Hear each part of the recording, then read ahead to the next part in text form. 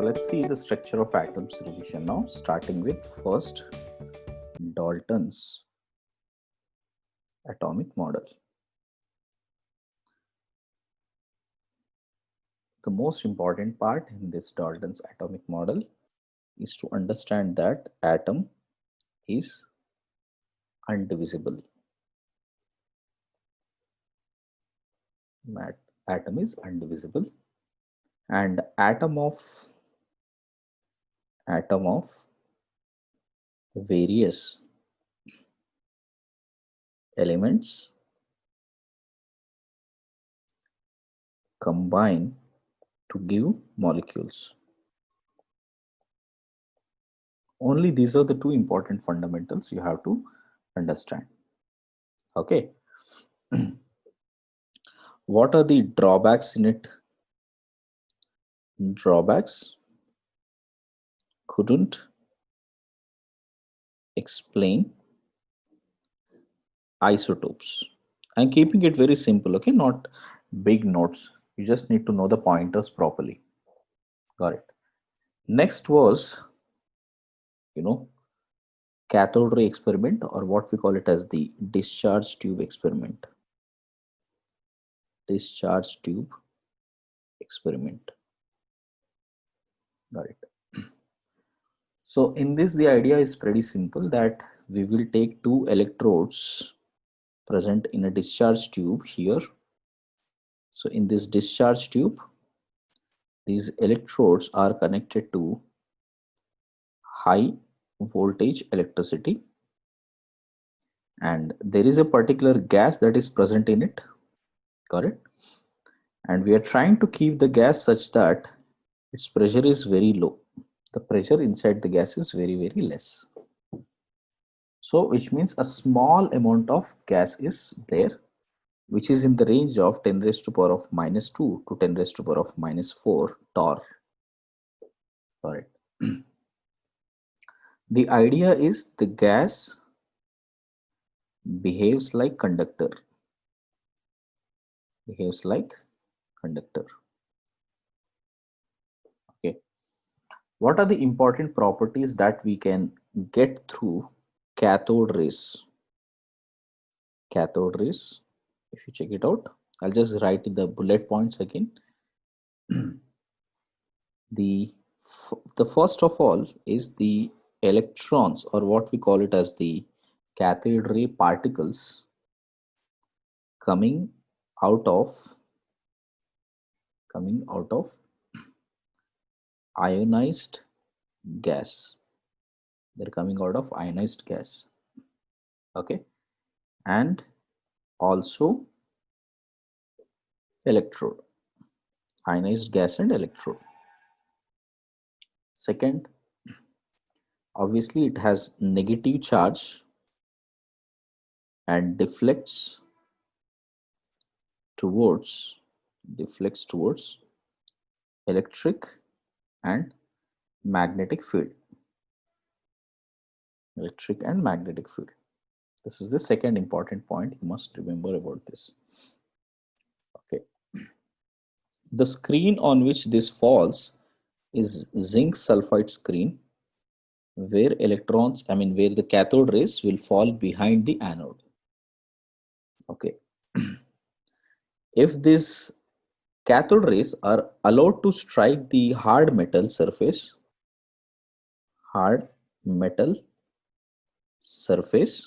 then we will get X-rays. Example, nickel. So if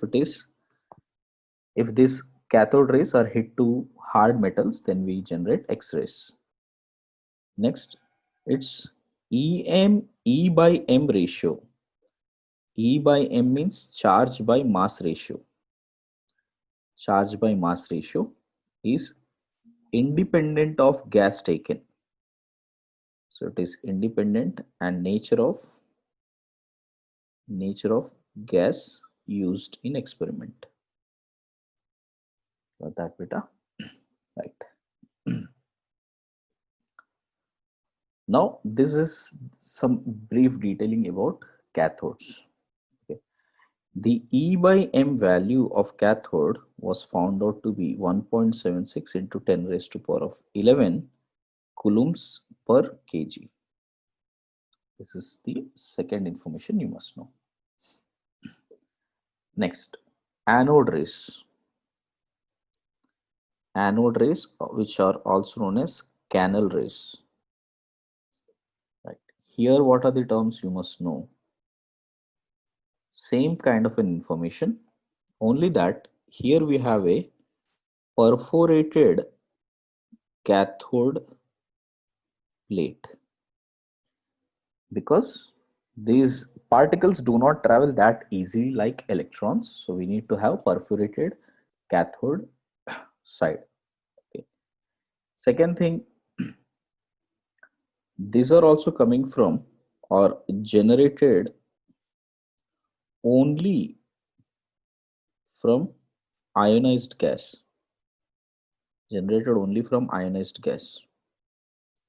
and they are dependent on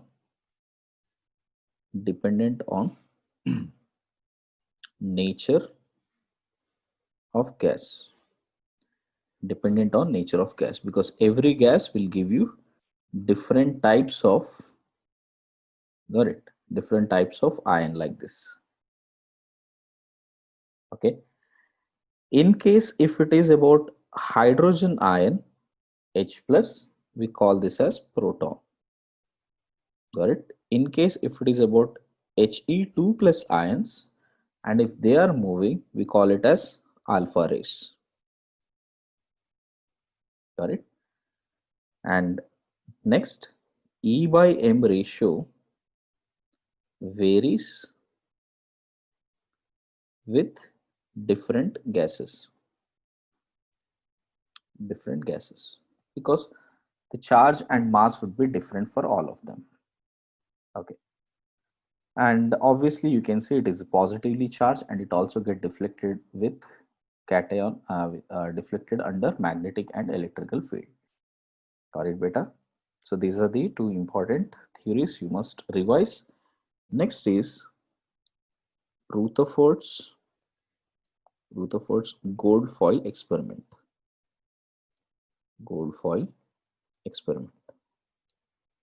Okay. This is based upon alpha ray scattering. On gold foil.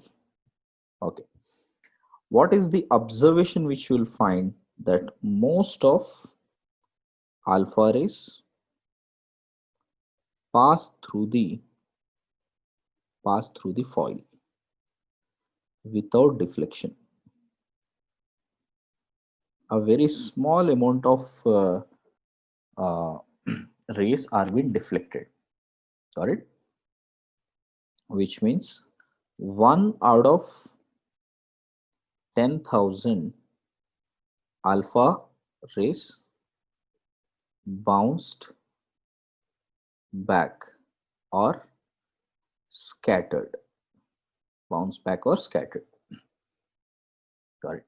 So from here, what is the conclusion we can draw? That atomic size or structure of atom is approximately 10 raised to power of minus 10 meters, and nucleus size, that is radius of nucleus, is around 10 raised to power of minus 15 meters. Right. Another point is electrons will try to keep the neutrality of the molecule, and electrons are revolving around the nucleus in circular path, and these are called orbits. This is how much he was able to involve with.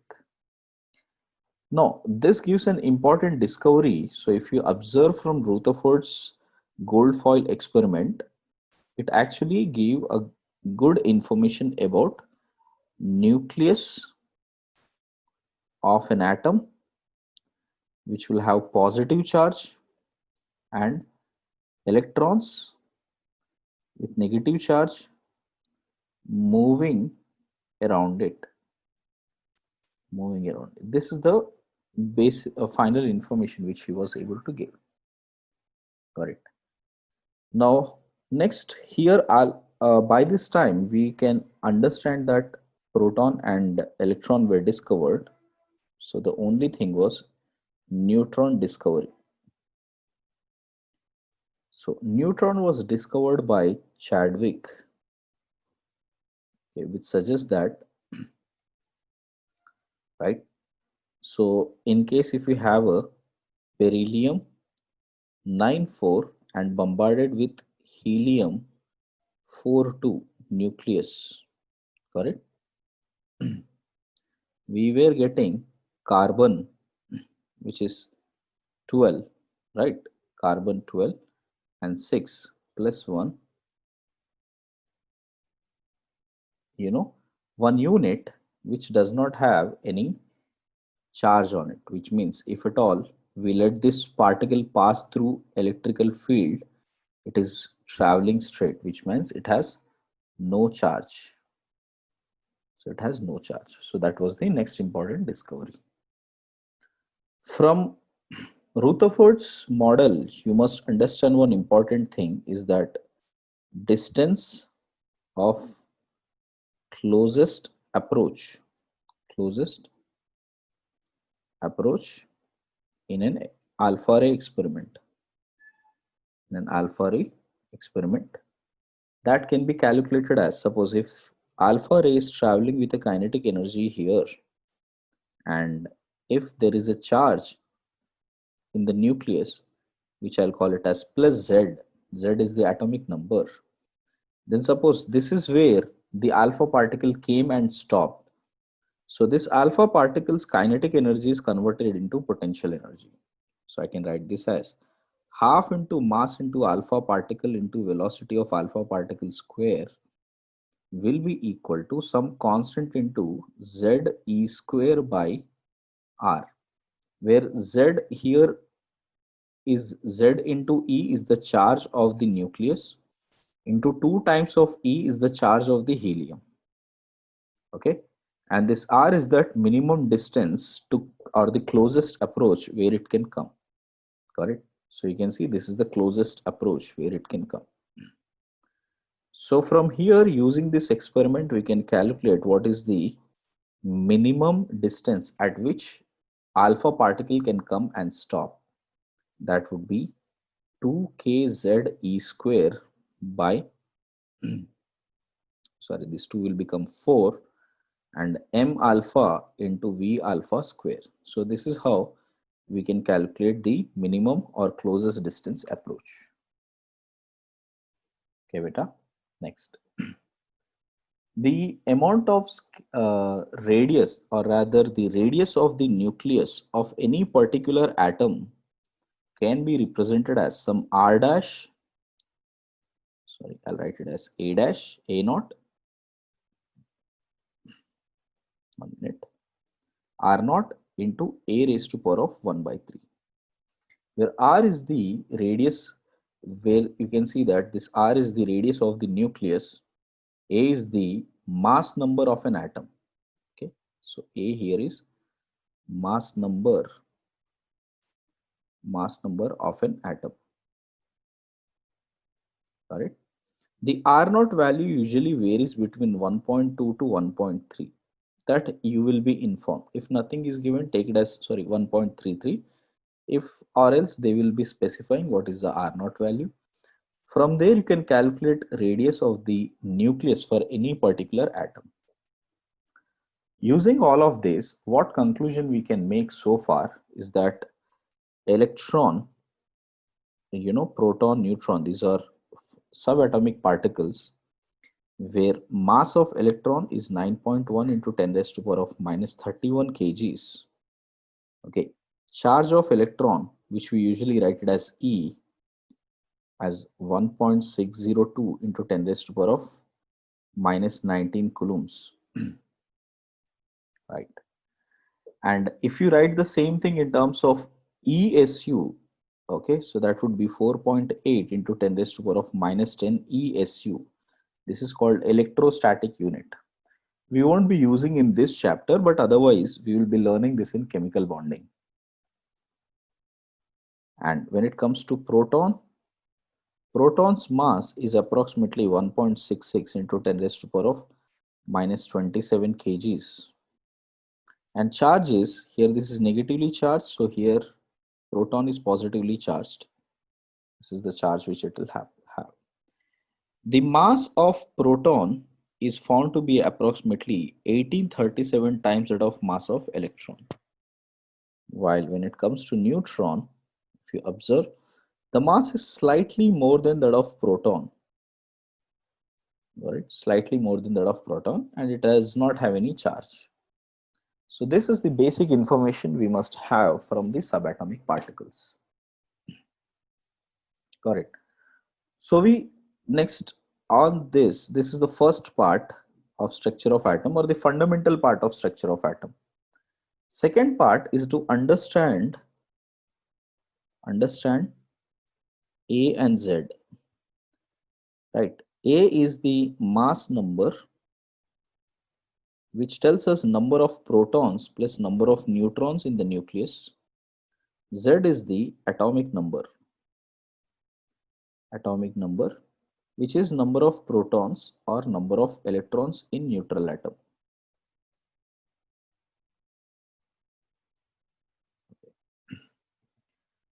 Using this, we can have various definitions like isotopes.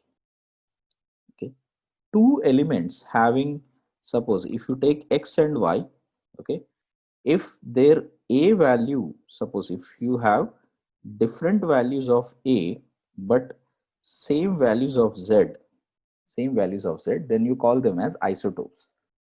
This comes when you have different number of neutrons. If the number of neutrons are different, okay, atomic number is same, mass number is different. Right. Then we have isobars. Isobars is exactly opposite of this, where mass number is same but atomic number is different. Then we have isotones. Isotones as in, okay, A minus Z is same, correct, but Z is not same. Are you getting it? Which means same number of neutrons. Correct. So these three definitions also something you must remember. Correct. Useful for problem solving. Okay. Now this is the basic information. You must learn it from A and Z. Now once you know the A and Z value here, now we will get into the idea of what is Maxwell's electromagnetic radiation and electromagnetic theory. According to Maxwell's electromagnetic theory, any particle, charged particle, okay, under electrical or magnetic field, let's say this is magnetic field. So any charged particle under magnetic field is accelerating. If it is accelerating, let's say this is where it is accelerating, then it must dissipate the energy in the form of radiation. So this is radiation. Correct, and it should start losing its energy because it is continuously radiating out. This is what is believed. Correct, and every charged species, when it is under acceleration and these radiations are coming, these radiations would have always two components. One is a electrical component, the other one being magnetic component. Okay, so if you see this, if we say this is an electrical component, then this would be the magnetic component. Okay, right, so this is the electrical component and this is the magnetic component. Both will be perpendicular to each other and they will propagate. E and M are always perpendicular to each other, and the way the wave is propagating is also perpendicular to E and M. And it has been found that every electromagnetic radiation, right, travel, okay, travel through vacuum with a speed of with a speed of 3 into 10 raised to power of 8 meters per second, which is what we call it as the speed of light. All right, so I hope you remember this, right? So 3 into 10 raised to power of 8 meters per second. Other than that, this wave also has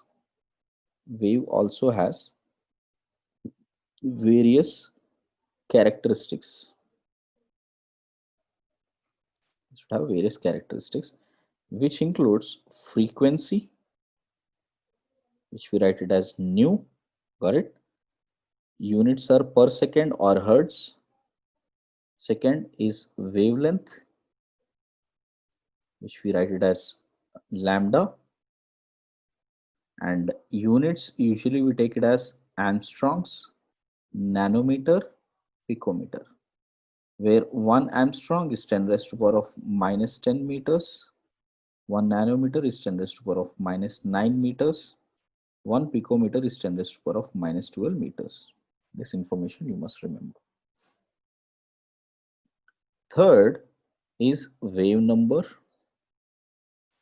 Wave number, which is written as nu bar, is 1 by lambda. So it could be meter inverse or Armstrong inverse, any of these units. Got it. And the speed with which it is traveling, which is constant, can be represented as nu lambda. Okay. So which means if the nu increases, lambda decreases. If the nu decreases, lambda increases, because C is constant. Okay.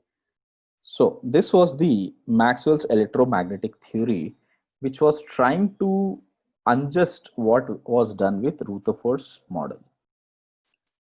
Here comes an important scientist known as Max Planck.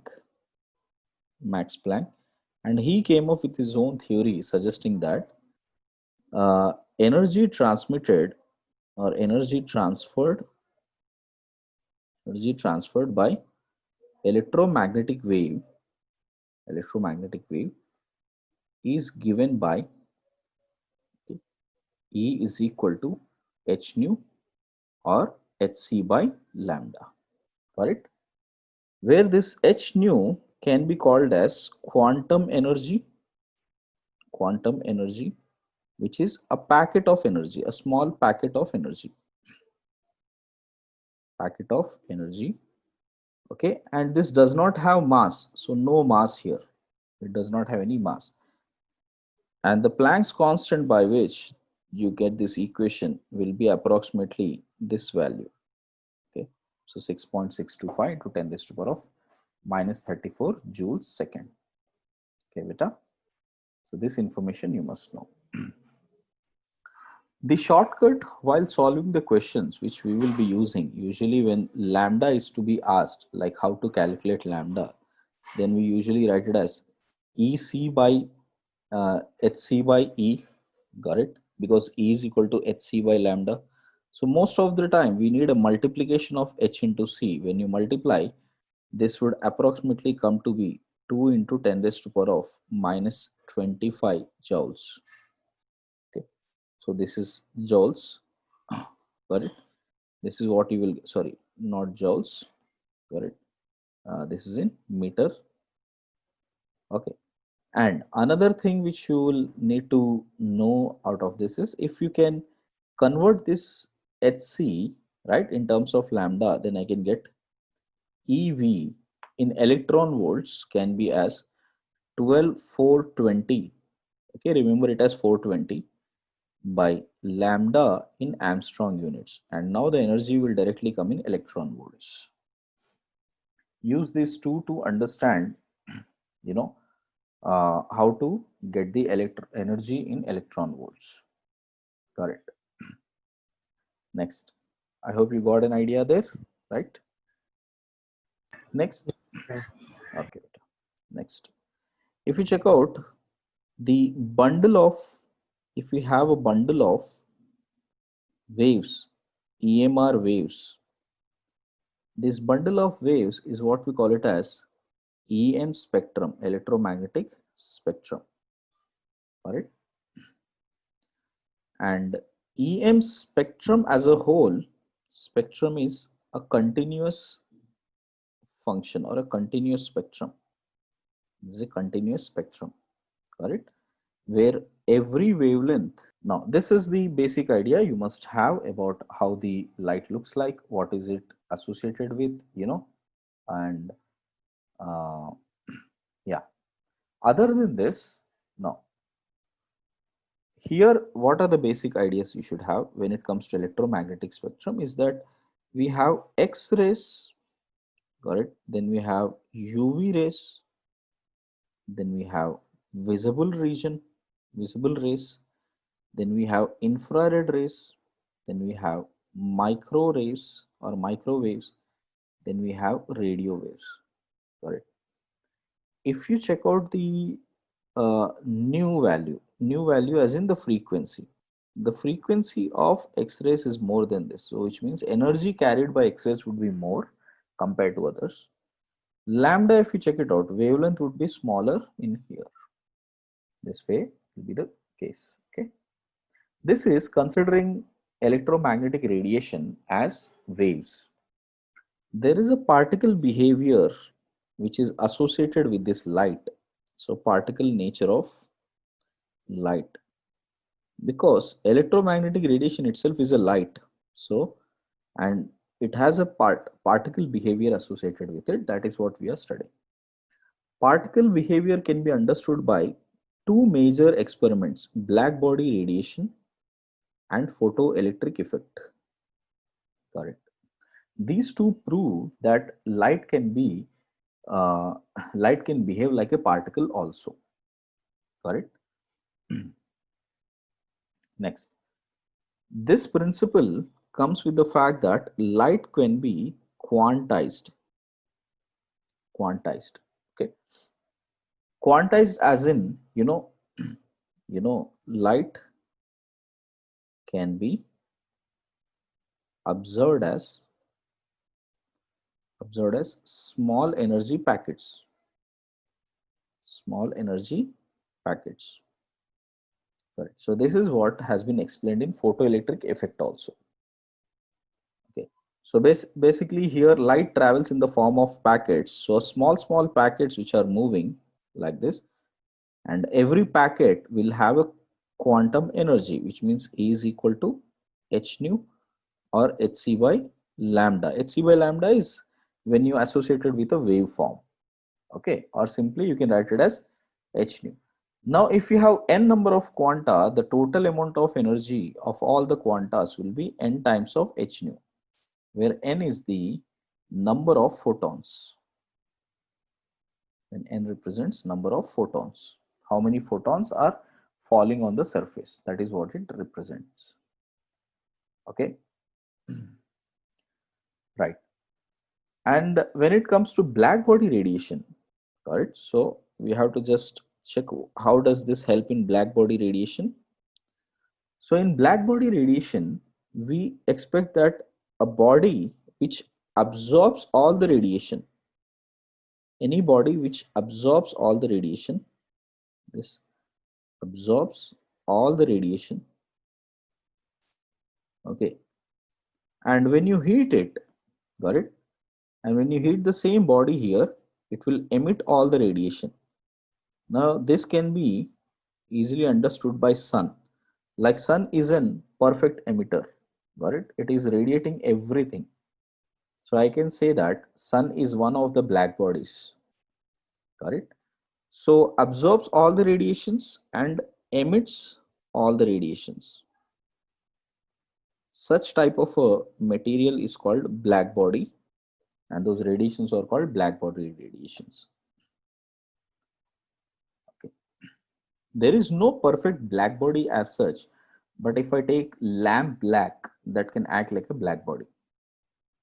It has been observed that if you check out for black body, you know, the intensity versus lambda, how it is varying, it was found that it is varying something like this, which means all the radiations are possible. You can see that every wavelength is possible here. There is no discrete, which means it is continuous. Black body gives a continuous spectrum, but at one particular wavelength, it would have maximum intensity, that we will call it as lambda max. Okay. So the color of that wave depends upon what is this lambda max. So this will dominate over all other colors because its intensity is more, right? Now this experiment was also explained well by Wein's displacement law, which suggests that if at all we change the temperature, because this is operated at a particular temperature, if the same thing, if we operate at different temperatures like this, so we might get this as lambda 1, lambda 2 at T1 and T2, where T1 is greater than T2. Then we can write this as lambda 1 T1 is equal to lambda 2 T2, that remains constant. The constant value is approximately 0.29 centimeters Kelvin. Correct. So this is called Wein's displacement law. Okay. So you can use this as well for Wein's displacement law. You can use this and get whatever the information that is needed. So this is black body radiation, which is explaining the particle behavior of light. Next we have photoelectric effect. Photoelectric effect, which you write it as PEE, photoelectric effect. So here on the metal surface, we are expecting that radiation is falling, which means photons are falling. These photons are falling and they are ejecting an electron. An electron is ejected out. And this electron will come with some speed v, which means it has some kinetic energy associated with it. I'll write it as kinetic energy of photoelectron.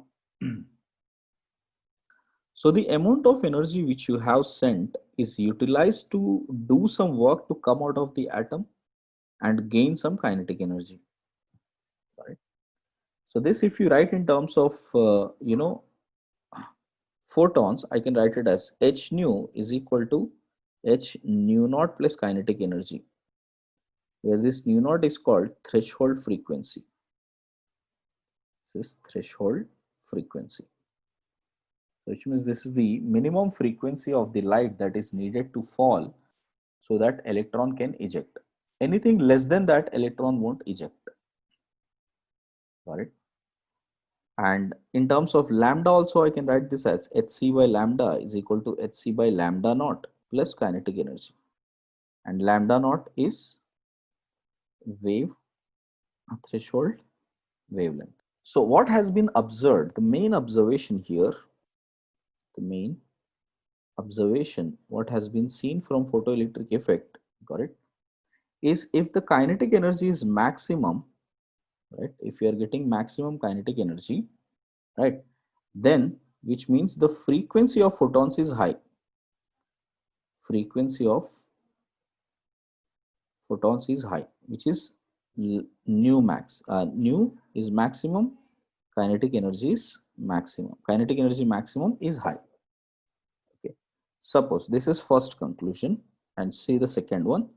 If the intensity of the radiation is increased, right, then frequency, considering frequency is constant, then photocurrent, which I'll call it as I, will increase and kinetic energy remains constant, because kinetic energy only depends upon more kinetic energy or less kinetic energy depends upon frequency of photons. If frequency of photon is constant, kinetic energy is also constant. So on increasing intensity, only I will increase. What does that mean?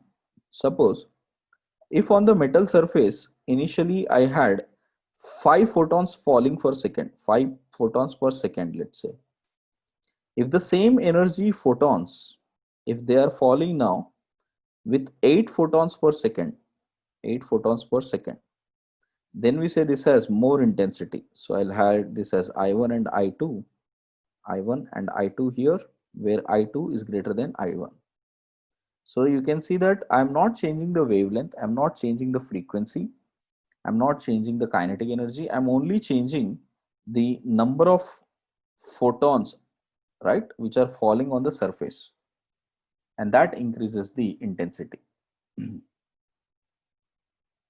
I guess this point is clear, right? Okay. As far as J is concerned, you must know these two graphs.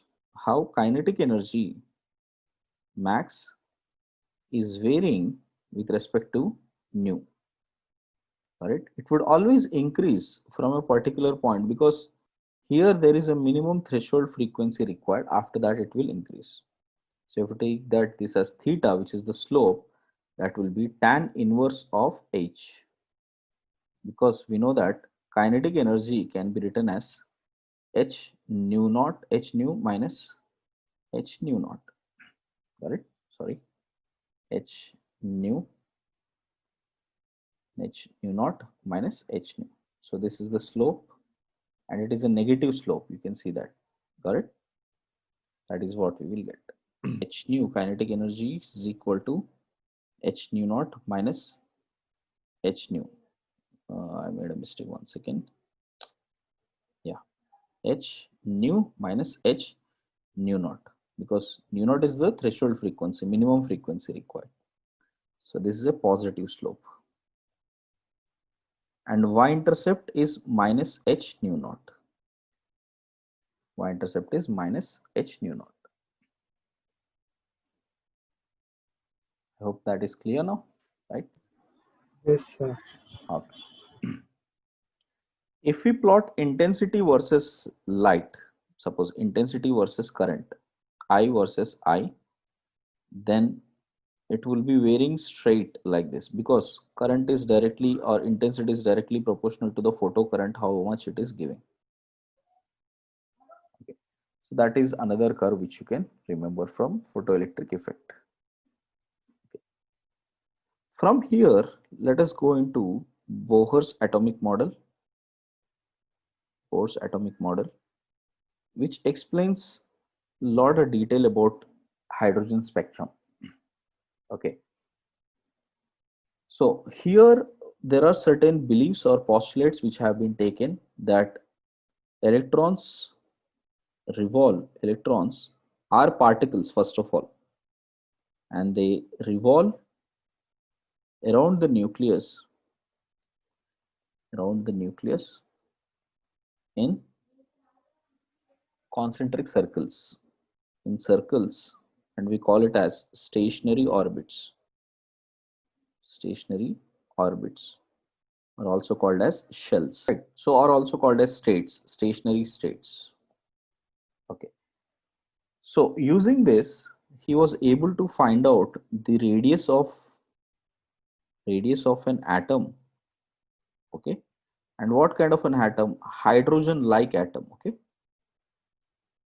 Which means either it should be hydrogen, helium plus, lithium 2 plus, beryllium 3 plus, and so on, which means only one electron system. For that, he was able to find out the radius will be equal to r naught. For any nth orbit will be r naught into n square by z. Okay. So this is what he was able to find out, and this n is what we call it as the orbit number.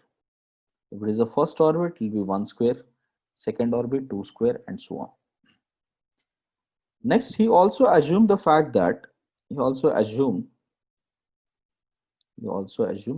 angular momentum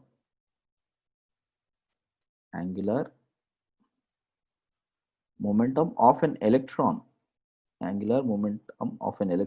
in an orbit is quantized. Okay, which means it is not changing. So mvr is equal to nh by 2 pi. As long as it is in that particular orbit, its angular momentum will be conserved. Now, usually what happens according to Bohr's model, suppose if an electron is present in one particular orbit, I'll call it as N1, and if it is going to the next orbit, which is N2, if it is jumping like this is called excitation. This is called excitation. Okay. If the same thing is happening, but this time it is coming from the higher state, and from N2 it is coming to N1, then we call it as de-excitation. So this is de-excitation, excitation and de-excitation. Got it? See, during excitation, electron absorbs energy. Electron absorbs energy. Got it? And during de-excitation, electrons release energy. And amazingly, the released energy is always in the form of electromagnetic radiation only. Here, the absorption may be in any different form, but it will only release in the form of electromagnetic radiation. He was able to derive these equations, right, using these fundamentals of physics, saying that mv square by r for an electron here in a particular orbit, it would have a centripetal force, sorry, centrifugal force. Okay, so which is pulling it outward. So which means this electron is trying to go outward, that is called centrifugal force. And that must be balanced with the inner force which is attracting, correct? Because this is a positive charge, this is a negative charge, there is an attraction, that is called centripetal force. This mv square by r is the centrifugal force which has been balanced by kz e square by r square, which is centripetal force. Centrifugal force is equal to centripetal force.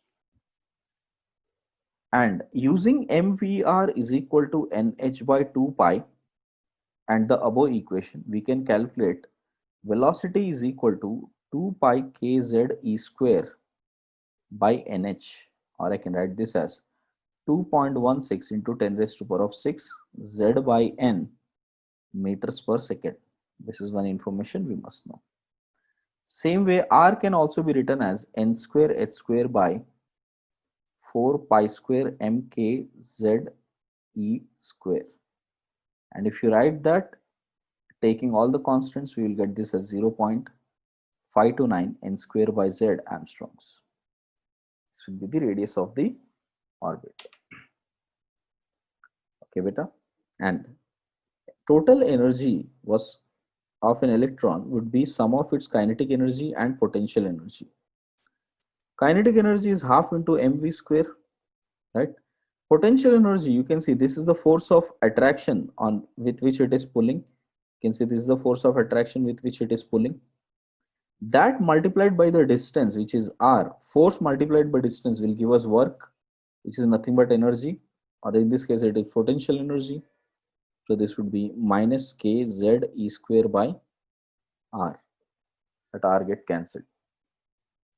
mv square, we will get this as kz e square by 2r minus kz e square by r.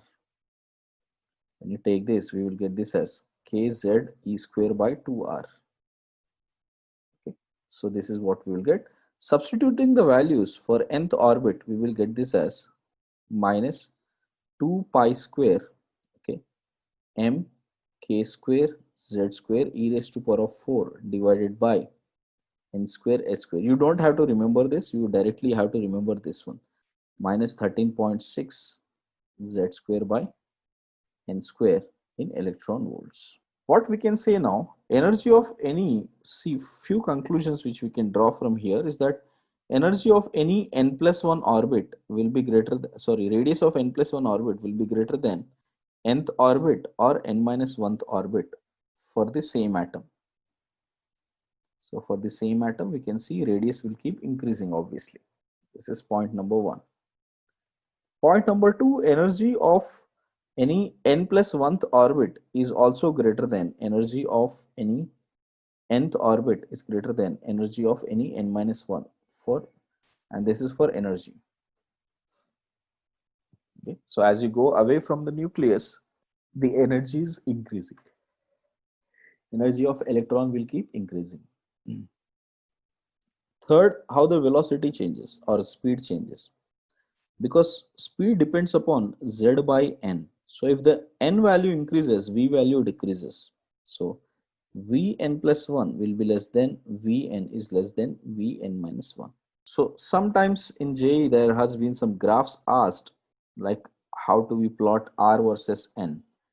We know that r would be equal to rn will be equal to some r naught n square by z, n square by z. So you can see r and n are related like a parabola. So you can see it would be upward like this, like a parabola. Same way, if we discuss about r versus n square, then it will be a straight line. Okay.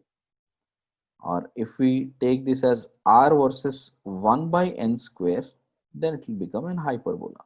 Next is the time period. How do we calculate time period in Bose model? Time period T is given by 2 pi r by v, which means the amount of time taken to make one revolution. Suppose if this is a nucleus, you started from here, the amount of time taken to make one revolution here. So because it will be covering 2 pi r distance, 2 pi r distance with some speed here v, correct? Right. And if you know that r is, I can write this as r is proportional to n square by z, while v is proportional to z by n, which implies it is n cube by z square.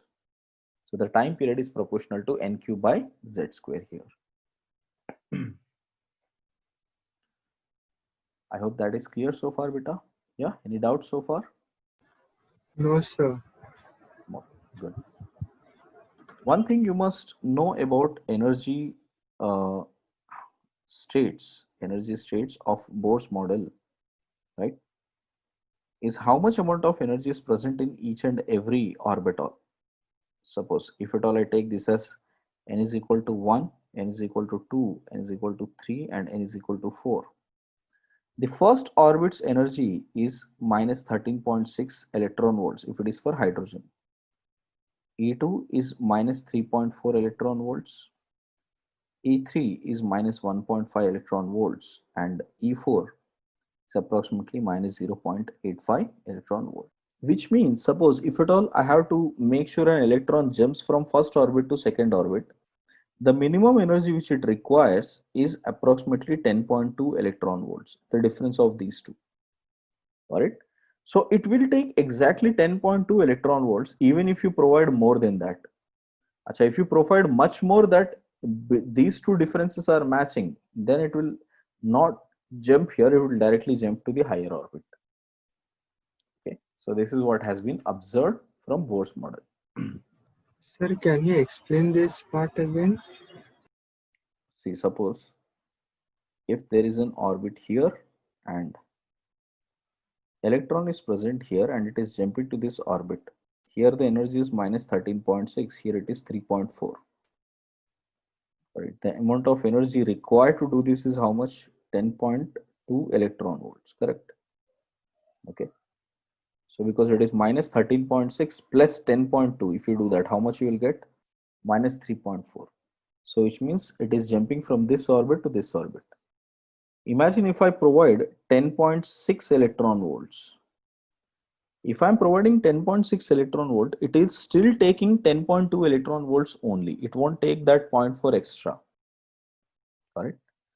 And at the same time, if you see the difference between first orbit and second orbit, it is minus 1.5.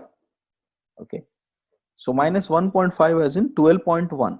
So you can see if you provide 12.1 electron volts to the electron which is present in the first orbit here, it will not jump to second orbit, it will directly jump to third orbit.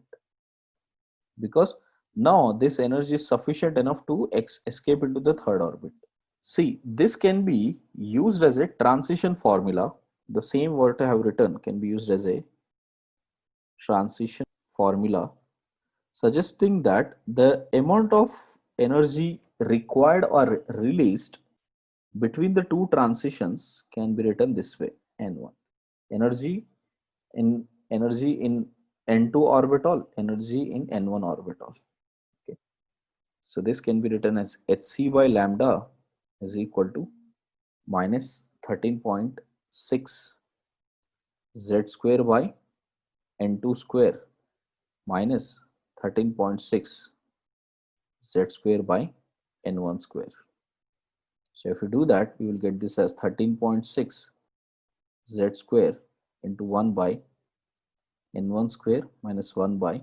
Now, if you check out, this is hc by lambda. So if at all I want to get 1 by lambda, I have to pull this hc to the right hand side, and I have to convert this 13.6 electron volts also into uh, I can convert that also into joules, or I can keep it in electron volts. Anyways, I will get this as 13.6 by hc into z square into 1 by n1 square minus 1 by n2 square. Now this value is a constant value because energy by energy factor you are doing. So it will be a constant value here, and that constant value will come out to be as RH. RH into z square 1 by n1 square minus 1 by n2 square. And this RH is called Rydberg constant, and the value is around 1.109677 centimeter inverse, or most of the time we have to get the information of 1 by RH while calculation. So 1 by RH value is approximately 911.5 Armstrongs. So you can use this value. Using this, you will be able to calculate whatever that is needed. Next important application of Bohr's model. Okay, so in fact, the first application is ionization energy. See, ionization energy is that energy required to remove the electron completely. So which means if you keep checking out the orbitals here, the first orbital has minus 13.6 electron volts. Now if you see that as the infinite orbit, so n is equal to infinity, the amount of energy that it will have is 0. So this would be 0 energy, which means electron is completely free from the atom. So electron becomes free from the atom, we can say that this atom has converted into ion by completely releasing its electron away, and this is called ionization. The phenomena is called ionization. The energy required to do this is called ionization energy. Now if you see and put it in the formula, delta E ionization is coming out to be, right, minus RH into, plus RH into 1 by 13.6, 1 by n1 square minus 1 by n2 square. n2 is 0, so this will become 0 and this will become n1 square only. So therefore this would be minus RH into n1 square. And n1 is what here, whenever it is about ionization, it is about first orbit only. So first square and into z square, right? Correct. So therefore into z square. So therefore minus RH into z square, correct? This will give us 1 by lambda, or delta E of ionization will give us minus E naught into z square, and E naught is 13.6 electron volts into z square, number of spectral lines or number of emissions. Suppose if you have, this is n is equal to 1 and this is some n is equal to n. From here electron is coming. It may come directly from n is equal to n to 1, or it may come, in by parts. First it might go to n minus 1, then n minus 2. From there finally it comes to n. So the number of spectral lines will be equal to n into n minus 1 by 2. Okay. Suppose if you have to count the number of spectral lines between 6 and 12, between these two we have to count how many total number of spectral lines are coming, correct? First, to convert this into this form, which means subtract this by 5, subtract this by 5. So what do I get, beta? This will be 1 and this will be 7, correct? So now the transition is same as that of 7 to 1. So number of spectral lines will be equal to 7 into 7 minus 1 by 2. I hope you understood what to do with this, right? So given any question, Sir, can you explain this one again? we know the formula that from n is equal to n is equal to 1, the total number of spectral lines will be this line. Yes, sir. For example, if you have n is equal to 4, from 4 you can directly come to this, correct? Or you can come to 3, 2, or you can come to this. From here you can come directly here, or from here you can come to this. So far, Yes, I hope sir. you understood that. Yes, sir. So how many total number of transactions I can make? 4 to 1, 4 to 3, sorry, 4 to 2, 4 to 3. Next, 3 to 3 to 1, or 2 to 1, or one more, 3 to 2. So total transactions it can make is 6, which is nothing but 4 into 4 minus 1 by 2, which is 6. I'm doing the same thing and generalizing that for any n. So n into n minus 1 by 2. But sometimes information is not given as n is equal to 1. Sometimes it is given as calculate the total number of spectral lines between 12 to 6. Then how do you do that?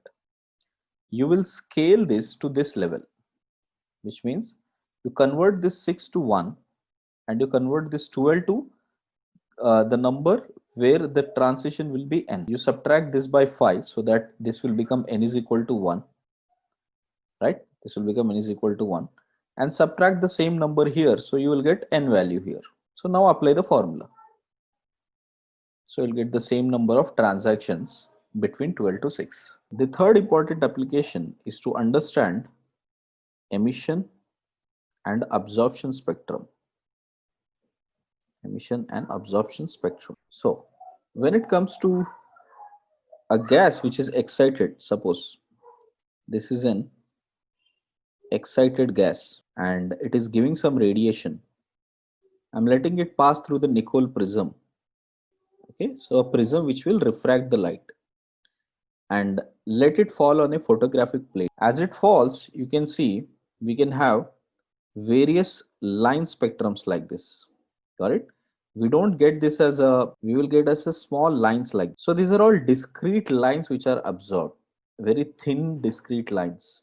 Rest all is a dark background. So these lines represent, okay, emission spectrum. What is absorption spectrum here now? Absorption spectrum, to create absorption spectrum, first we have to send the light. So we need to have a source, something like a candle light or any light possible. So from this you are sending the light to a gas which is present in a chamber or a discharge tube, and from this the light will come out through a slit. You are passing that light onto the Nicol prism and then checking out how it is being observed on the photographic plate.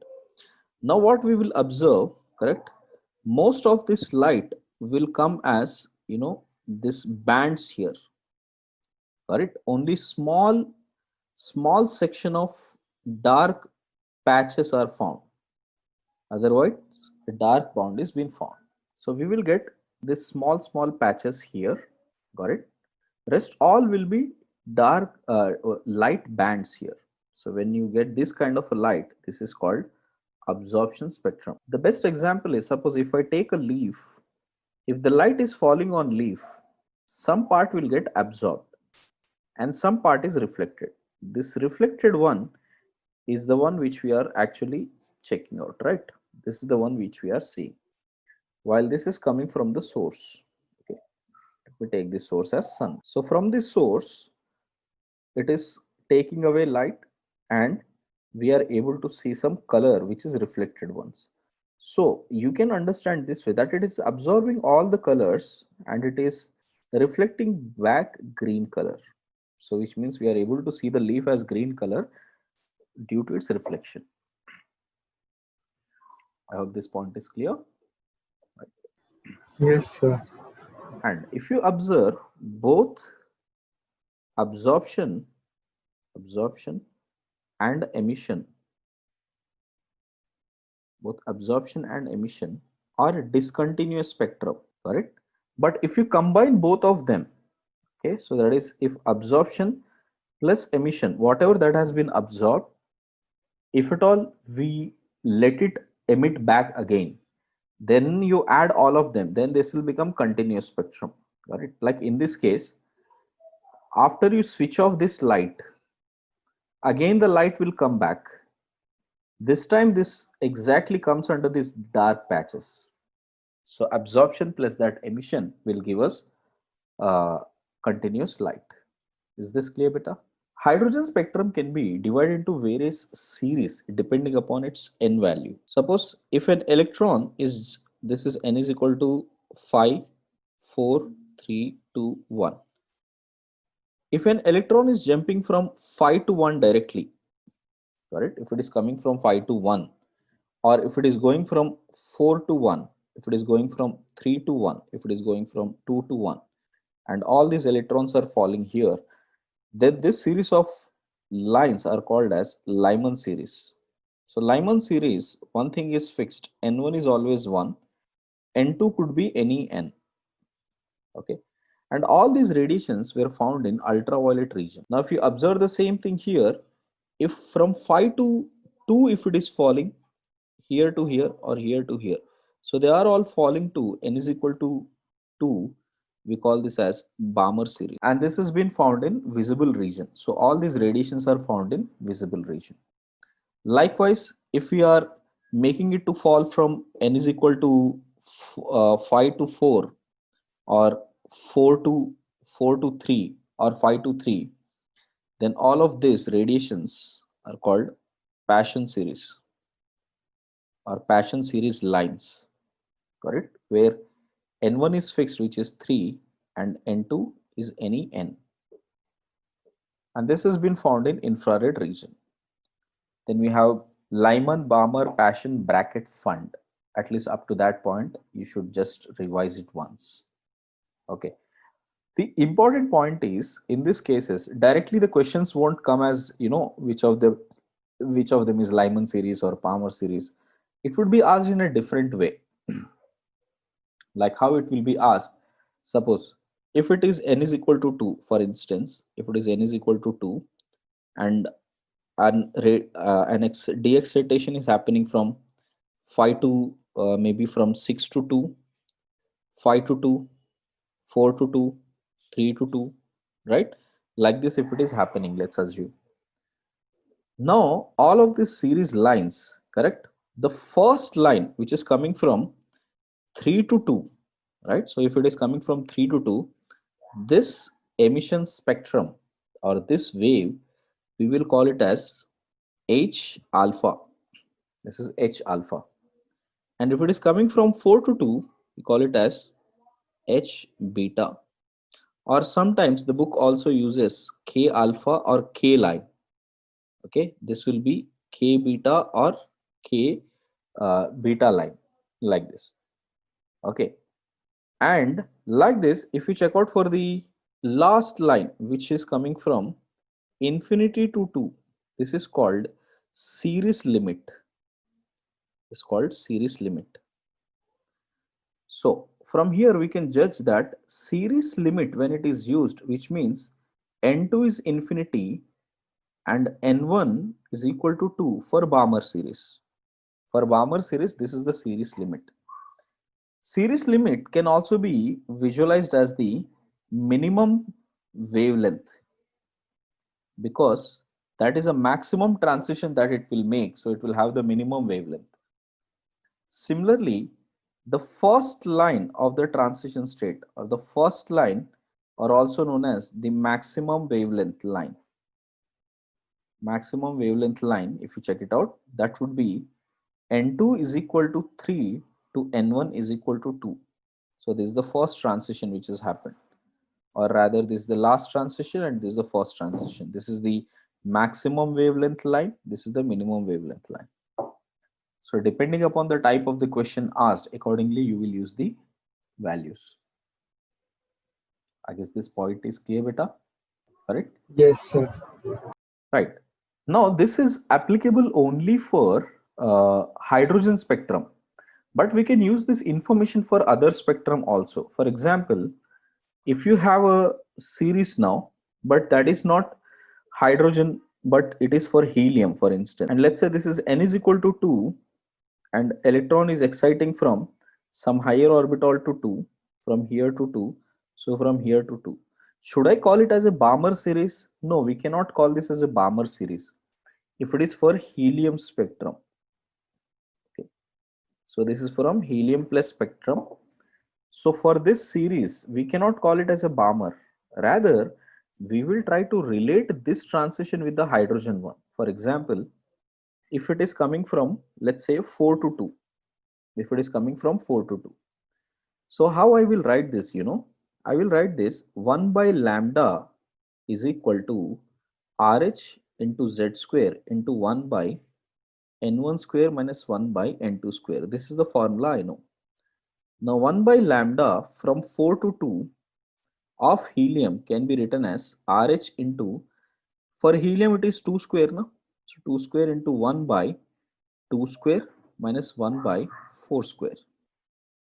Okay, so what I will do that this 2 square I will let it multiply inside. So what will I have? RH into, this will become 1 by 1 square by 1 by 2 square, correct? So this is 1 by lambda of 4 to 2 for helium. Can you see this would be RH into, I can write this as RH into 1 by 1 square minus 1 by 2 square of hydrogen atom, of hydrogen spectrum. So which means this value is equivalent to 1 by lambda of 2 to 1 of hydrogen series. Got it? So which means 4 to 2 transition of helium series is equivalent to 2 to 1 series of hydrogen series. So what would this line be? If at all I discuss about this line 4 to 2, correct? So this line would be visible in the ultraviolet region because it is replicating the Lyman series line of hydrogen spectrum. So usually these type of questions are familiar for it, correct? So these are the important applications which you will observe, right, from Bohr's model. Now the main drawback of Bohr's model is not to explain Zeeman effect,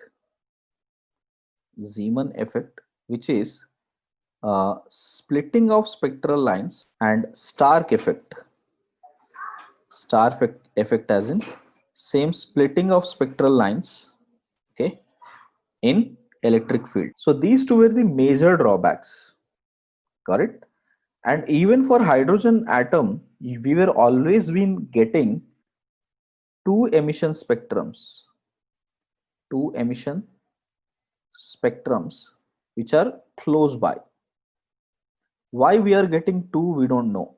That was the problem with Bohr's model.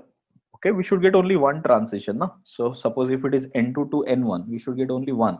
But if you take a sample of hydrogen atoms, we were always getting two. Why these two were coming was the mystery for Bohr's model. So these two were the drawbacks, major drawbacks from Bohr's theory. Another important drawback is the assumption itself that electron is a particle. Now to overcome that, we have de Broglie's wave matter duality, or what we call it as de Broglie's hypothesis. We have learned earlier that light has both properties. Light is both wave and particle. According to de Broglie's, anything that is moving which has a mass will also have the similar property. It will also have a wave property. Got it? And these waves are called matter waves. So light waves are different than matter waves. So there are two waves here. One is light wave, the other one is matter wave. When we say light wave, it has no mass. Got it? This has mass. Next, light wave propagates in all the directions. If you take light, it will always propagate in all the directions. Matter wave propagates in the direction it is moving. Got it? So these are the two important differences between a matter wave and a light wave. Please understand that. Is this clear, beta? Light wave travels with the speed of light, which is 3 into 10 raised to the power of 8 meters per second. This could have any speed. So these are the important differences we must understand from de Broglie's. Now what he says, according to Einstein, you know, any matter which moves with the speed of light will have mc square as the total energy. This mass is mass equivalent. This is not exactly mass of any particle. Similarly, E is equal to h nu is the energy of the same photon or energy of the light. So these two are one and the same. So mc square is equal to hc by lambda, implies lambda is equal to h by mv. So this is h by mc. This is how we can define it for light. This is for, this wavelength is for light. Now imagine for matter wave or the uh, wave nature of particle. For matter wave also I can define the same thing and I call it as lambda dB. So this lambda is that EMR lambda, okay, electromagnetic radiation lambda. While this dB means it is a de Broglie's lambda which is defined only for matter waves. That would be equal to h by mass of a particle into velocity of a particle. So now since the particle is moving with speed v and it has mass m, we will get this as the formula. Now since it is moving with a momentum p, I can write this as lambda dB is equal to h by p. Okay. And if the same mass is moving with some kinetic energy, right, then I can write this lambda dB also as h by under root of 2 times of mass into kinetic energy, which you know how to interconvert. You can convert this momentum into this form. Okay. Now this form can also be converted. Suppose if the same particle, and it is charged, and this charged particle has a charge q and it has mass m, and it is in a potential difference of v, correct? Then lambda dB can also be written as h by under root of 2 times of mass into, instead of kinetic energy, I can write this as q times of v, where q into v is the potential energy of that particle, which will convert into this kinetic energy. So this can be written. And this can be shortly written as under root of 150 by V. V is the voltage and this comes in Armstrong. Or you can also write this as 1230, okay, right, 1230 by under root of V in nanometers. Depending upon whatever the is, what you get in the formula, use that, right? Yes, sir.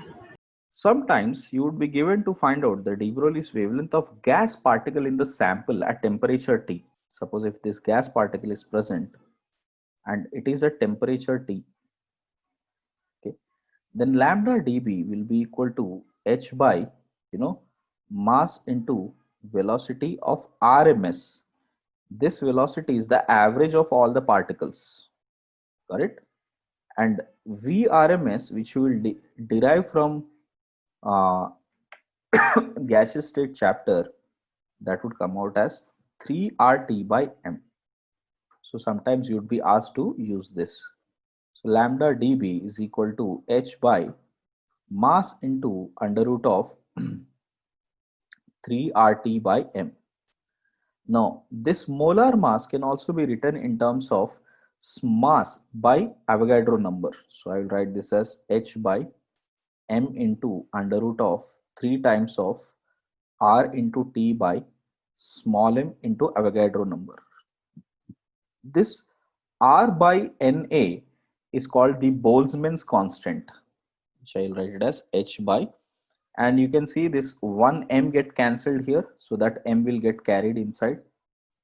Okay, so I hope so far that is clear. Okay. Right. So we will get the answer as under root of 3 times of mass into K, which is the Boltzmann constant, into time, into temperature. So delta TB is equal to h by under root of 3 mkt. So this is another formula which was asked, once in JE to derive. So you should be able to figure out. I hope you understood de Broglie's equations, Mita. Yes, sir. Next is, Heisenberg's uncertainty principle. Heisenberg's uncertainty. It's fundamentally simple that particles like electrons, small or microscopic particles like microscopic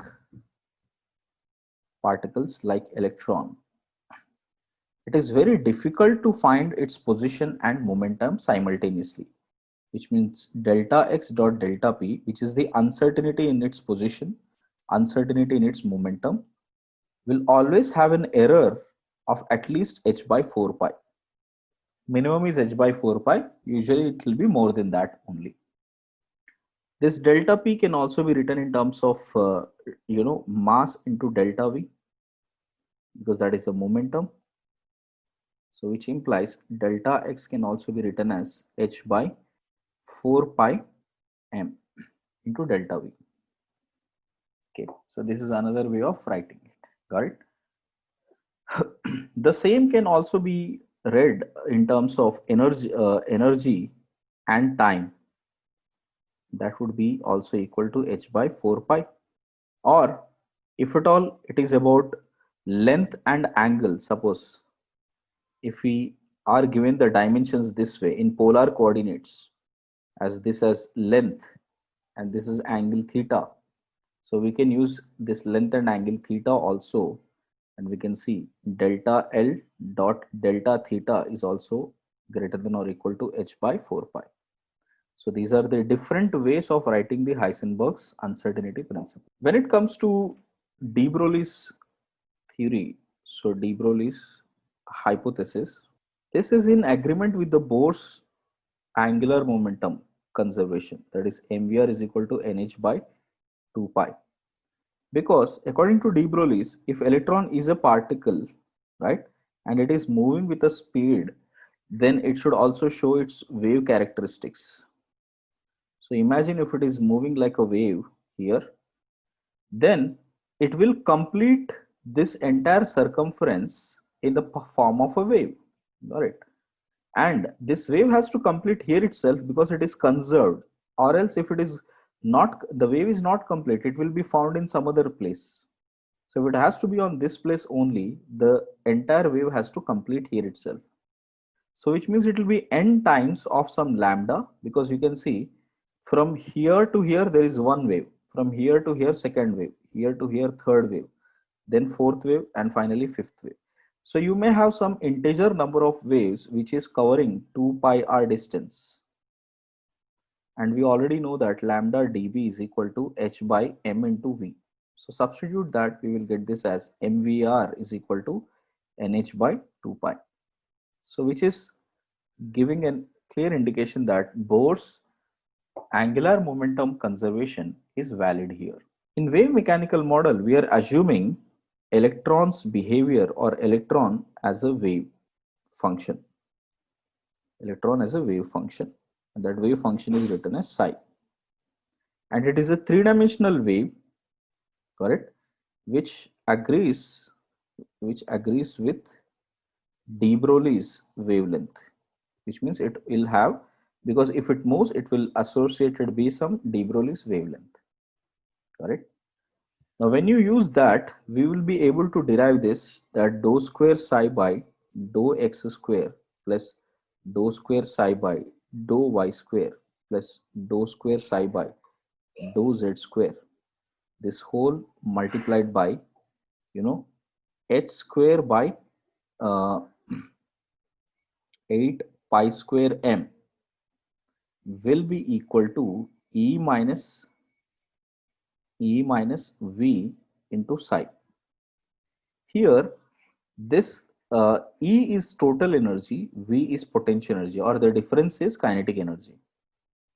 And this h by 8 pi square m comes from de Broglie's wavelength when you substitute its value, right? Now this entire function which we have written here, dou squares by dou x square, dou square by dou y square, these are called partial differentiations. So partial differentiation can be placed as a Laplacian. So this is called Laplacian, correct? This square, which means d square x, d square by dx square, d square by dy square plus d square by dz square is called this one, this indicator, okay, or this symbol what we use. That into psi will be equal to, right, so E minus V into psi. This is another way of writing the equation. This is that Schrodinger's equation, and this is called, so it is a second order partial differentiation, and uh, we will be studying this as an application for hydrogen atom, correct?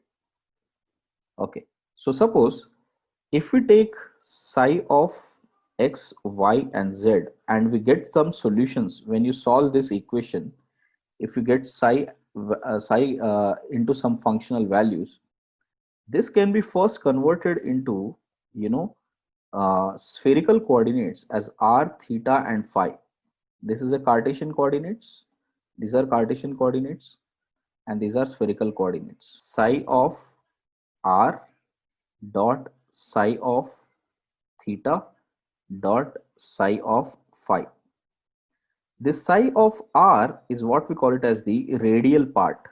This is the radial part, while these two are called as the angular part. See, the radial part means you are keeping the angles constant and only changing the distance. Angular part means you are keeping the distance same from the nucleus and only changing the angles. Got it? Now this will give rise to three quantum numbers. From here, three quantum numbers are evolved, out of which for psi and r, it depends upon two quantum numbers n and l, while psi of theta depends upon m and l, while psi of phi depends only upon m. Okay, you can write this as m, or we can use this as m or m suffix l, both of them are same, right, where n is known as the principal quantum number, principal quantum number, l is azimuthal quantum number, this is azimuthal quantum number, and m or ml is magnetic quantum number. So how these are related, how this would help is what we will learn it. Now if you observe here, when I write this as this function, Laplacian operator square into psi into e minus v into psi, correct?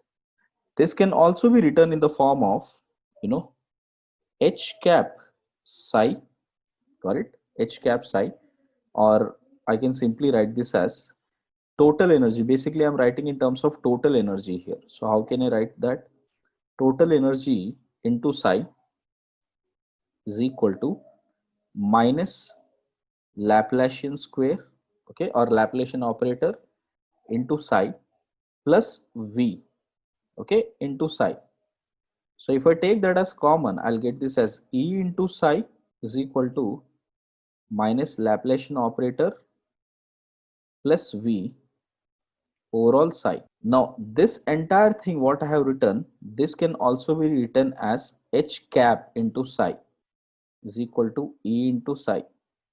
This h cap which I have written, let me copy this once again. So this h cap which I have written here, Hamilton operator. So you just need to know the wordings. You don't have to know how to solve it. You just need to understand what does these terms mean. Okay. When you solve the function, we will get various values, right? Because when you get it for psi, okay, when you solve it for psi, it is like an equation beta. Suppose ऐसा कोई equation है, 4 is equal to a 4 y is equal to 4a x square. Let's say this is an equation. Okay, so when you solve it for y, you will get some solutions for different values of x. Similarly, for this equation also, when you solve it for psi, we will get various values. Correct? Those values are called the eigen values. Eigen values. Correct? These are called eigenvalues. Just like how we call it as roots, right? In quadratic equation, we call them as roots. In here, in calculus terms, we call it as eigenvalues. So these terms you must know. What does this term means? Okay. Now what exactly it is doing? Suppose here for What are the importance of this boundary conditions? Let us see. If you check out the boundary conditions of all of this, correct? First, psi must be single valued, correct? Psi must be single valued, which means if you get whatever the psi value, it should not have two different values. It should be only one particular value which you will get. Okay. Next, it should be differentiable, first and second differentiable. It should be first and second differentiable. Okay, so we cannot have discrete functions. You will learn this in calculus if you haven't learned this yet. Okay, which means suppose if a function, suppose I'll show you, if there are simple dots like this, can we differentiate the dots? No. But if you have a function like this, then we can differentiate. For infinite r, for a finite r, for a finite value of r, psi should be non-infinity. Okay, so that means there should be some value of psi you should always get. So which means if you have a quadratic equation, for instance, okay, you will always get two real roots. You will not get an imaginary root.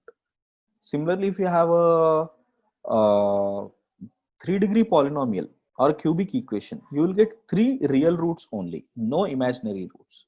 All of the roots will be fine, real only. If r tends to infinity, psi has to approach to 0, and psi does not have a lot of significance, but psi square has a lot of significance here. In fact, if we take psi square and integrate that over the entire volume from minus infinity to infinity, then the value comes to be 1.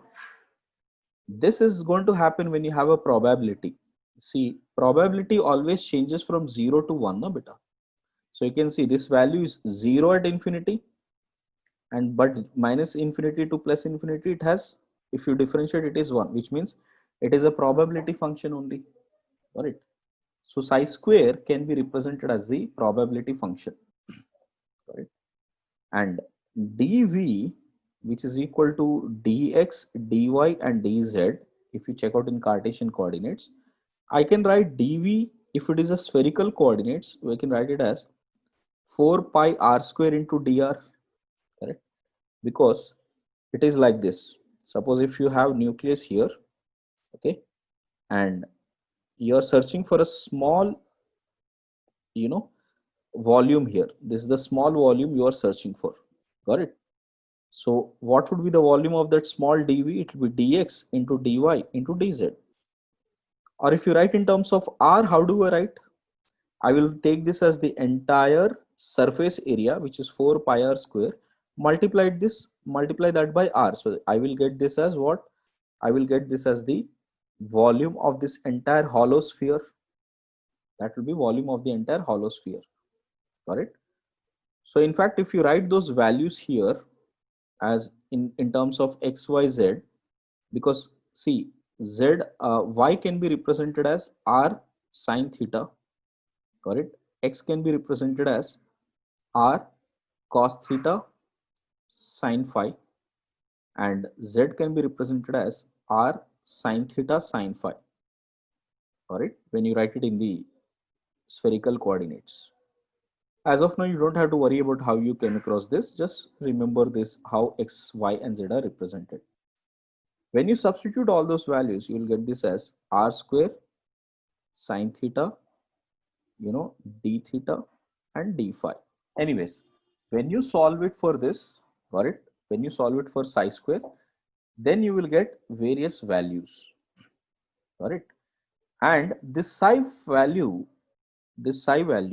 for the radial function looks something like this. That is, it is some constant e raised to power of minus some constant into r of a polynomial function n minus l minus 1 into r raised to power of l. This is how it looks like. This is the general formula of the radial part that you must remember. If you know how to write the general formula of radial part, you will be able to find out a lot of things. I'll tell you, for example, 1s, 1s orbital is present, let's say. So for 1s orbital, n value is 1, L value is 0. I hope you understand how to write the principal and azimuthal quantum numbers, right, beta? Yes, sir. So if you substitute those values, what do I get? I will get this as psi of radial function for 1s is equal to some constant into e raised to power of minus k dash r into value depends upon n minus L minus 1, which is 1 minus 0 minus 1, which is 0. So any function power 0 is 1. R raised to power of 0 is also 1. So what would that be? It is k e raised to power of minus k dash r. So which means it is an exponentially decreasing function. So psi of 1s, if we plot versus r, radius varying from origin, then we will get an exponentially decreasing function like this. Even if you make psi square also, psi square just becomes a square of this r, right? Which means e raised to power of minus 2 k r dash. So psi square of 1s also looks exactly same like this. So which is with respect to r, correct? So this way you will be able to plot any curve you like. So which would be written this way as 4 pi r square psi square versus r. This is the other graph you must focus on. Which means if you see psi square, it tells us total probability that is varying with respect to volume. Got it? Suppose if I want total probability, I will integrate, okay, over 0 to r, okay, or sorry, 0 to total probability p, which will be equal to psi square integral minus infinity to plus infinity for dv. dv would usually have what does this dv means? dv is nothing but the entire surface area, which is 4 pi r square, surface area of a sphere, multiplied by the amount of width or the depth which we are taking. That would be your dv. So if I substitute that, I will get minus infinity to infinity psi square 4 pi r square dr. This would give us the total probability. That's how we in fact calculate what is the r value of it. And depending upon whether if you integrate that totally from minus infinity to infinity, that I will show it in the graph. Here I'll just show it as 0 to r. Suppose if we have to plot 4 pi r square psi square versus r for any particular orbital, let's say for 2s. First I will write what is the psi of 2s. Psi function of 2s will be some constant e raised to power of minus constant into r into polynomial function which depends on n minus L minus 1 r raised to power of L. That would be k e raised to power of k dash r into n minus L minus 1. If you see, it is 1. So which means it will be some polynomial function of degree 1. So q into r, where r is this parameter which is in x. That multiplied by r raised to power of 1. I hope you understood this better, how I am writing. Sir, can you explain that? How did you write P minus QL? If there is anything power 1, it will be a linear function. How does a linear function looks like? What is a linear function? Ax plus by plus c equal to 0, na beta? Yes, sir. Right. Okay. So this is a linear function varying in x. What if x and y? What if it is in only x? This is how it looks like. Yes, sir. Can you say this is the same linear function which I have written? That is psi of 2s. If I multiply 4 pi r square with it, 4 pi r square psi square, now the function will become 4 pi r square k e raised to power of k dash r into p minus q r into r dash. r power 0, sorry. This is r power L, no? So r power L as in r power 0. So this r won't be there. So you can see there are how many functions here? There is one r square function, exponentially decreasing function, and there is a linear function. So all these three functions, if you check out, initially the r will dominate, r square will dominate, then exponential function will dominate, then afterwards this function, the linear function, will dominate. So which means the graph would go something like this. It would touch once, sorry, the graph will go something like this. It will touch once, and again it will rise and go this way. Are you following that? This is what happens. Why this would happen? See, you get one root when you solve this entire equation, because p minus qr is equal to 0 will give us this particular root. So you'll get a root here. Got that, beta? Okay, sir. And why the peaks are increasing? Because as you go away from the nucleus, volume factor is increasing. Now this is total probability is equal to psi square into dv.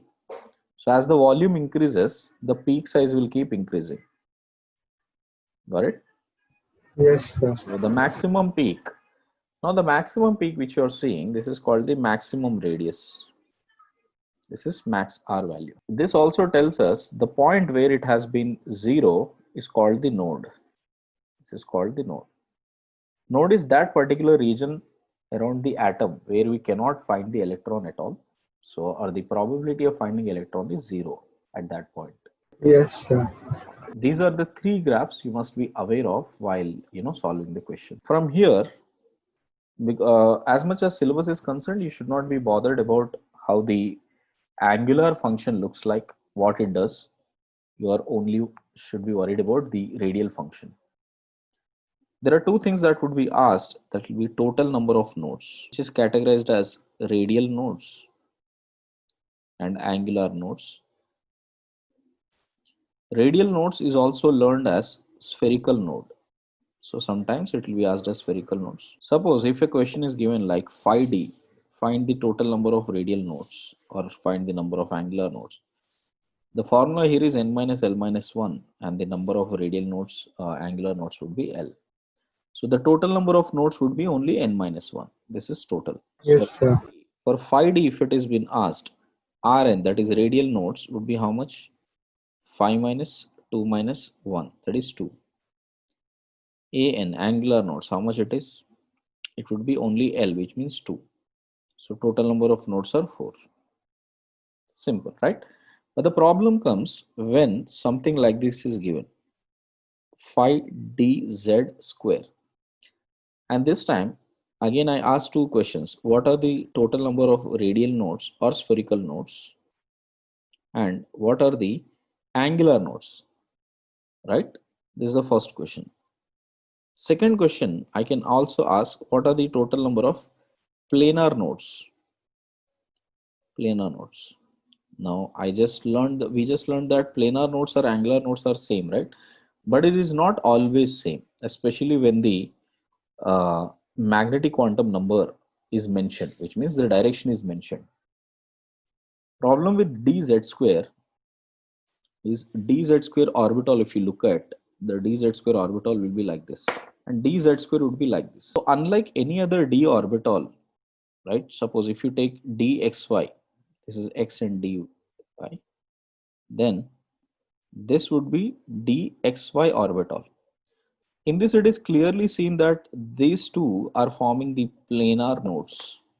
Planar nodes are also called as angular nodes. Unlike here, we can't see planar nodes. Rather, here we can only point out, conical nodes. If you observe carefully here, I can make a cone here up to this point, where on this cone there is no electron present. Same way, I can make one more cone here on which there is no electron present. So if angular nodes are asked, the answer would still be how much? 2. Radial nodes are asked, the answer would still be 2. But if planar nodes are being asked, the answer is 0. So there are no planar nodes, there are conical nodes. Okay. So hence the question should have been either conical nodes. Planar means what, beta? It should be a plane on which there is no electron present, correct? Yes, So you can see in case of dxy, this is a plane, this is a plane. So there are two planar nodes. So there are no planes I can get in dz square. But what can I get? I can get cones. Is this clear? Is it yes, planar node? It is not planar node. It is definitely an angular node, but not a planar node. So the angular node can be categorized either as planar nodes or non-planar nodes. Now this does not have planar nodes, but it has non-planar or conical nodes. The next important thing about atom structure of atom is about quantum numbers. Quantum numbers, what they represent and how they, what is their application. First, principal quantum number. I'll keep it in very short way. Okay, principal quantum number, which is represented as n. This represents distance from nucleus, or also implies energy of electron, because if the energy, if you consider 3D, 4D, 5D, as you go away from the nucleus, energy will increase, right? So 5D will have more energy than 4D than 3D. So the n value is deciding the energy of the electron also. Second, azimuthal quantum number, L. This decides shape of the subshells. Shape of subshells. That's all. Whether it is spherical, dumbbell, double dumbbell, diffused, whatever the shape is. Next, magnetic quantum number. Magnetic quantum number M suffix L represents orientations. Orientations of orbitals. So observe this, the orbital term mainly comes when the magnetic quantum number comes into account. When it comes to this, we use the word shells. Correct? When it comes to the second one, we use the word subshells. Last. Fourth one is spin quantum number, which is written as ms, which only tells clockwise or anti-clockwise spin. Clockwise we take it as half, and anti-clockwise we take it as minus half. This is a representation, that's all. In short, how do we need to perceive this? Check out. If you have a particular shell number, n is equal to 3, the L values will vary from 0 to n minus 1. So it will be 0, 1 and 2. So it is L changes from 0 to n minus 1. Okay. Next, for every L value, we will have various ML values. For L is equal to 0, ML value will be 0 because it varies from minus L to plus L. For L is equal to 1, it will have three values, minus 1, 0 and plus 1. For L is equal to 3, it would have five values, minus 2, minus 1, 0, plus 1 and plus 2. And every shell will have, got it, and every orbital will have, yeah, two spins. So which means this will have two spins, which will be plus half and minus half. This will also have plus half, minus half, plus half, minus half, and so on for all of them. So if at all I put all the quantum numbers together, right from, first electron to the last electron, I'll put some of them. Check it out. 3, 0, 0, half. This is called quantum set. So for any electron, this is the roll number. This is the roll number of electron. Okay. So by checking the roll number, you should be able to tell whether this is a right roll number or correct or incorrect roll number, right? So you can judge that 3, 1, minus 1, 0, 3, 1, minus 1, half. This is one of the electron. Similarly, 3, 2, minus 1, plus half. This could be one of the electron. Like this, we have on total 18 electrons here. Check out. And from here, I can make one conclusion. For every n, For every n, there are n square orbitals. Correct? Check it out. Since n is equal to 3, I have 1, 2, 3, 4, 5, 6, 7, 8, 9. 9 orbitals. Got it? And 2n square electrons maximum can be accommodated. There are various momentums starting with orbit angular momentum.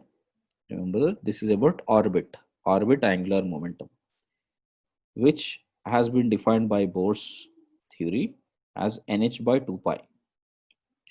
Second, orbital angular momentum. I'll write it as O dash. This is for orbital.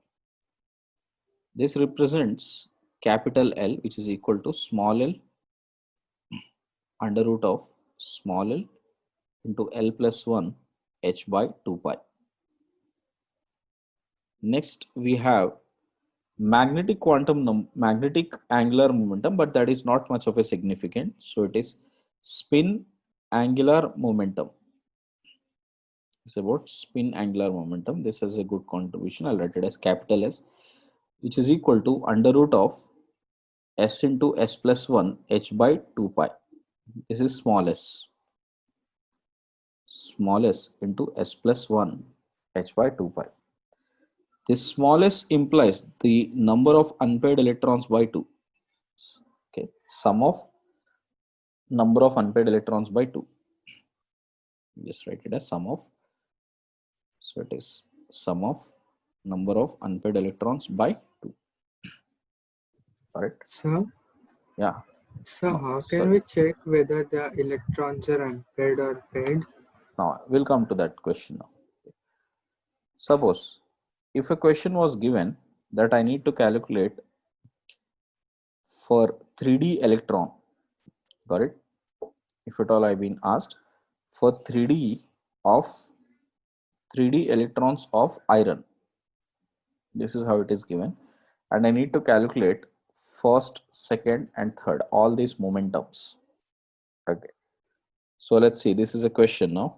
So we'll try to solve it. So here n is equal to 3. So which simply implies ohm, which is orbit angular momentum as nh by 2 pi. That's pretty much simple to calculate, which is 3h by 2 pi. First question is, first objective is done. Next, D as in, the L value of D is 2. So I get O dash AM, that is ORAM. I'll call it as ORAM, which is orbital angular momentum, which is under root of L into L plus 1 h by 2 pi. That would be 2 into 2 plus 1, 3. So which means it is root 6 h by 2 pi. So the second calculation is also done. For third one, we need to find out the number of unpaired electrons. So for that, we need to write the configuration. Iron 26 will have argon 4s2 and 3d6 as the electronic configuration. Now see the electrons in 3D, because before that everything is paired already. So in 3D you will have 1, 2, 3, 4, 5, 6. This is the configuration. So the number of unpaired electrons you can see are 4. So therefore the spin would be, sum of number of unpaired electrons, which are 4. I mean total number of unpaired electrons, which are 4 divided by 2. Got it? So this is divided by 2, which makes it how much? 2. So the spin which is created by these electrons is around 2, magnitude of 2. That I will substitute for calculating the spin angular momentum, which I'll write it as SAM, SAM, which is under root of the smallest into s plus 1 h by 2 pi, which is equal to under root of 6 h by 2 pi. I hope you understood that, beta. Yes, sir. Okay, so this is one important area in JEE that has been very, very frequently asked. So calculating any kind of momentum that has to be done. Okay, there is one momentum which is known as spin moment, only spin moment, or also represented as magnetic moment. Magnetic moment is only valid for unpaired electrons. So the same question from the above, if you take it, iron 26, this has 4s2 3d6 as the configuration with number of unpaired electrons as 4. The spin moment is usually represented by mu, which is equal to under root of n into n plus 2, where n is number of unpaired electrons. And the units are Bohr magnetons, Bm, Bm as in Bohr magnetons. So that would be equal to under root of n. N is how much beta? 4 unpaired electrons, so 4 plus 2. Okay, so it is 6 4s are 24. So this is 24 Bohr magnetons. Now from here we can calculate, we can justify the nature of element or species, that whether it will showing any magnetic property or not. If mu is greater than 0, we call it as paramagnetic molecule, paramagnetic species. If mu is equal to 0, we call it as diamagnetic species. So since here mu is greater than 0, I can say iron is a paramagnetic species. Paramagnetic species always attracts the magnet, while diamagnetic species always repels the magnet.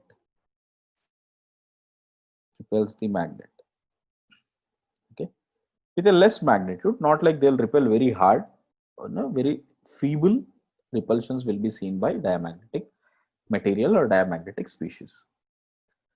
This question can be asked in any twist like cobalt plus 3. So the species can be an ion also, the species can be a neutral molecule also like iron. Now in this case, if it is cobalt plus 3, so in case of cobalt plus 3, the configuration you can check out is 4s2 3d7. Plus 3 represents you have to remove 3 electrons. We will always remove electrons from the outermost shell first. So 4s is the outermost shell, so that would become 4s0. And one more electron we have to remove it from 3d, so that will become 3d6. So now if you check out the configuration, it is actually 3d6 configuration. So on 3d6, we have 1, 2, 3, 4, 5, 6. So there are 4 unpaired electrons. So rest is the same. So mu will be equal to under root of 4 into 6, which makes it root 24 Bohr magnetons. I hope this point is clear. Yes, sir. Right. So these are the fundamentals you must be focusing on from this section. Okay, beta? Yes, sir.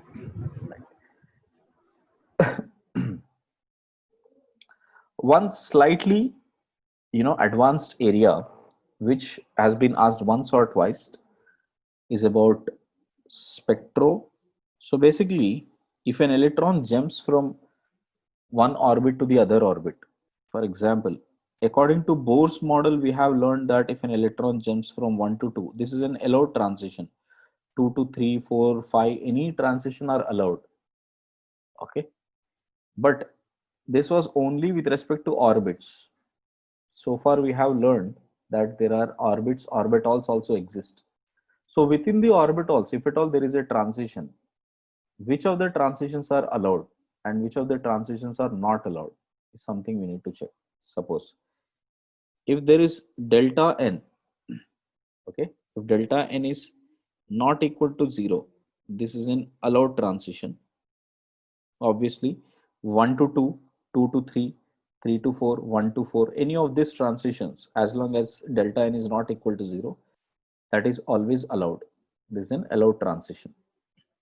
Got it?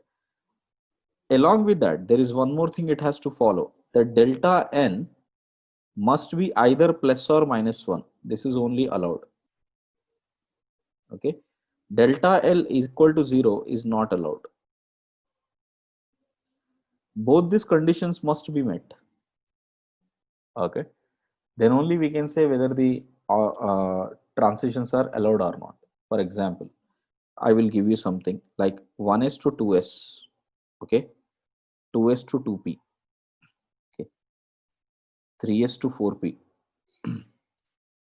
3d to 3s. Correct. and 4s to 6s, correct? 5s to 7s, okay, and 6s to 4p, 2p to 5d, 2p to 1s. Let's say these transitions, which of we try to find out which of them are allowed or not. 1s to 2s, can you see that delta L is becoming 0, right? So out of these two conditions, this is the most important condition that has to be met. LS, delta L is 0, so definitely this is an transition which will never happen. So if you are expecting that first orbit to second orbit there is jumping, no, it is actually jumping from 1s orbital to 2s orbital, which is not allowed. Neither 2s to 1s is allowed, neither 1s to 2s is allowed. Okay, if you have given 1 to 2, according to Bohr's model it is allowed, but according to the actual modern theory, 1s to 2s or 2s to 1s is not allowed. Okay, same way 2s to 2p. Okay, now if you check out 2s to 2p, correct, Delta N is 1 and delta L is also 1. correct, and which is an important condition, delta L is condition is important, so this Yes. is an allowed transition. 3d to 4s, 3d to 3s, delta N is equal to 0, and that is not an important condition. You have to check delta L. Delta L is how much? 2, right? So if it is 2, is it Yes, allowed? sir. No, it is not No, allowed. sir. All right, it should be either +1 or -1 only. So S to S, is it allowed? This is not an allowed transition. Not allowed transition. This is allowed transition. This is allowed transition. This is allowed transition.